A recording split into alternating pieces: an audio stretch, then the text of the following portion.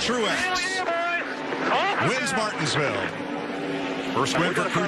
Another dominant performance from Martin Truex Jr. as he wins his second consecutive race at Martinsville Speedway.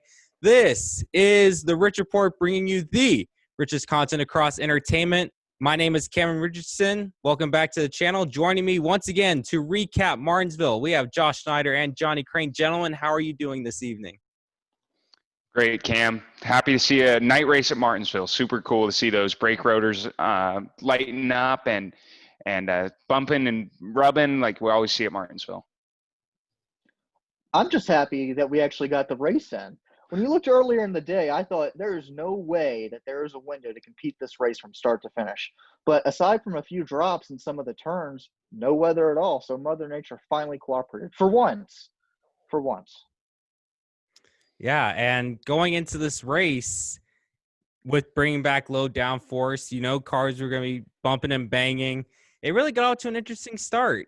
Drivers who usually run at the front, the Denny Hamlins, the Brad Keselowskis, they were all struggling early because they messed up their setups at the beginning, but they would soon recover later on. But stage one, quite interesting as guys like Bubba Wallace, Michael McDowell, Matt DiBenedetto, Corey LaJoie actually passed the guy he had been chirping with a couple days before after Atlanta with Denny Hamlin. LaJoie would run up in the top 15 while Hamlin would slide back, and LaJoie actually finished in front of Denny Hamlin. So good on him, and just it overall rough day for Toyota, except for our winner, Martin Truex Jr. Josh, we're going to start with you. What were your thoughts on today's race? Well, two main overall takeaways from the race. First of all, lots of contact, as you said, lots of passing, but not many spins or cut tires, which I think is something that we like to see. With that, the fewer drivers that spin out after contact, the more confident they can feel diving into corners, going on the outside lane. So like to see that. And tied in with that is the high downforce and high tire wear. As you said, it created a really interesting stage one, which I really liked. Guys who don't normally run in the front and guys who don't normally run in the back, having to dig deep and find the right setup because of that high downforce or high horsepower, low downforce. So like that a lot. On the driver's side of things, Penske obviously had a great day with all three drivers in the top five. All they need this season is a win from Blaney, and I think that's definitely coming soon. Speaking of Blaney, he had a masterful race, passed lots of cars, lots of lead lap cars after a couple different issues on track and on pit road. And then lastly, the 48 team, good to see them running in the lead. He was my prediction for the win. Unfortunately, it seemed like they tried to tinker with the car just a little bit too much, or maybe just the changing track conditions as nightfall came hurt his car. But overall, I really liked the race. Not a super caution-heavy race like Bristol, but still some great passing, some great bumping and banging. Short track racing. I wish we had more of it. Mr. Crane, we'll go over to you.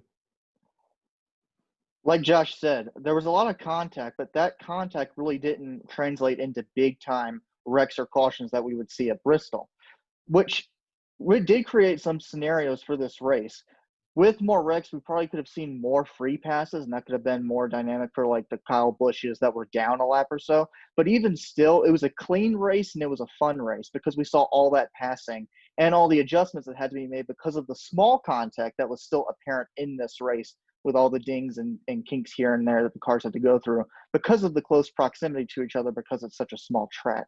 So all in all, it was a fun race, a lot of passing. Great performance by Team Penske, but a great performance by Hendrick too, because Bowman actually got a pretty nice finish, a top 5 finish, correct, Cam? No, 6th place, but once again, a top 10, which is good, which is first top 10 since that first Darlington race when we came back to NASCAR. So good on him. Right. So Team Penske has been really good. Team Hendrick had a pretty solid race, and there's really nothing more you can really ask for. The Toyotas did have a rough going. Even Truex was battling early on to stay ahead on the lead lap.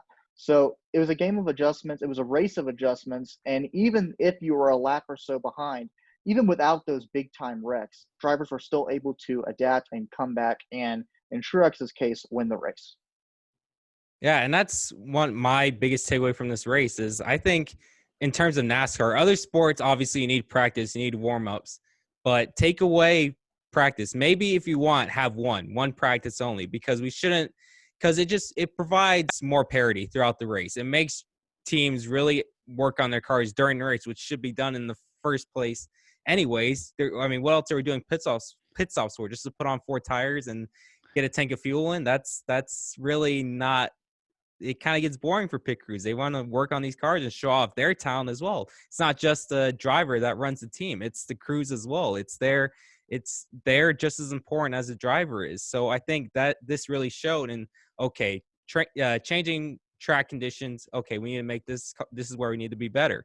It was really interesting. And when you listen to driver radios, they were, back and forth, like, hey, I'm like 2-3 numbers tight here. All we do is make this, and with the track changing and tire fall off, all that is going to change naturally just throughout the race. And it made for some pretty interesting it just created overall parity throughout the field, and drivers who were at least back early on in the race are able to make their way forward.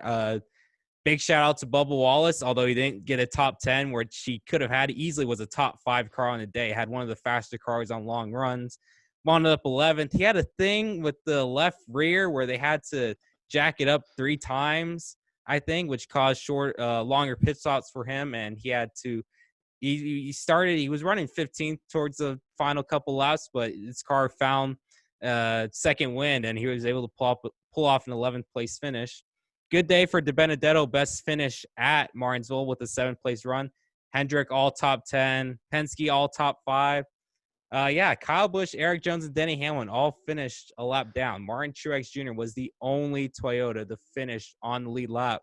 So we'll close with this. Is there anything we should be concerned with? Is there a panic for Kyle Busch right now? Because Kyle Busch, last year's champion, but really has not found his stride yet this year. Is there a cause for panic? Josh, I'll start with you. I think, Cam, right now after this race, I'm a little worried if I'm the 18 team and Joe Gibbs as a whole, just because they've been so good at short tracks in the recent past, and so to see them struggle this much at Martinsville, I know Truex won, but the 18 team specifically, as you said, they're kind of stuck in that 6th to 7th place or 6th to 10th place in points this season, not really where Kyle Busch is used to being. And so after struggling this much at Martinsville, I don't know if it's time to hit the panic button altogether, but it's definitely time to worry a little bit and think about something about fixing these cars, because Kyle Busch, he's a guy that is used to running top 5 all the time, and it's not happening this season so far.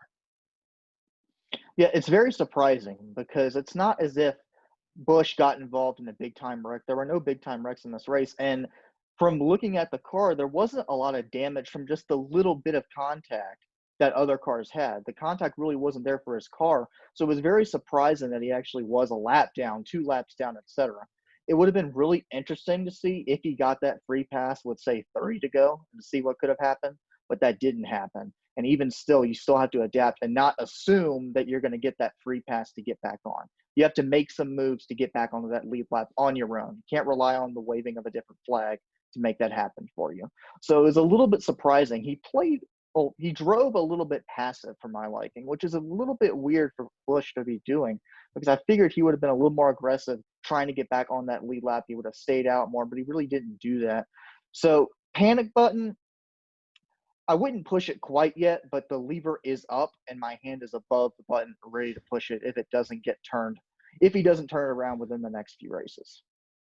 Absolutely. And also another mention, Austin Dillon did get released from the care center, had a crush panel, or what was it? Whatever it's called. Holds the fumes in, or holds the fumes out of the car. Yeah, all those fumes were then released into the car, and he struggled getting out of his race car, had to be helped. Was taken to the care center, but now is released. So that's good. That'll do it for this episode, this recap. We will be back on Sunday following the Homestead race. Thank you for watching. We'll have Johnny's written recap in the link in the description, and I'll leave both guys all our social medias in the description as well. Thanks for watching. We will see you in the next episode.